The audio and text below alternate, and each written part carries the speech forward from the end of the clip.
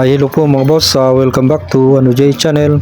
So yan po mga boss, ipinapakita natin sa video natin ito ang bahay na yan. So yan po mga boss ay hindi totally bahay.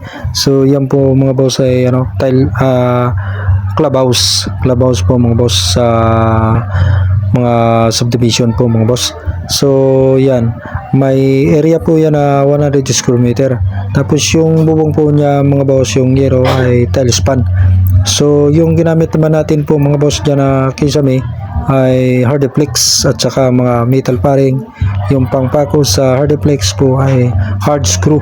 So yan po mga boss, ang pagkakisame po niya ay plain lang, nakalapat lang siya, pantay lang siya sa mga zipper links niya, yung pinakang sanipan niya, nakapantay lang dun yung kisame natin po mga boss. So yan po, makikita naman po ninyo yung yari. So yung hardplex po natin mga boss ay umubos po siya ng 22 pieces, 6 dito sa harap, 6 sa likod, 5 dito sa magkabilang tagiliran. So yan po mga boss, plain na plain lang siya, okay. Napakaganda na niya, pintura na lang po yung kulang dyan po mga boss.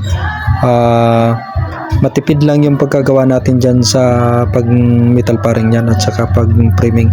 Okay, thank you for watching mga boss. Sa mga solid supporter natin dyan, subscriber, ingat po kayo.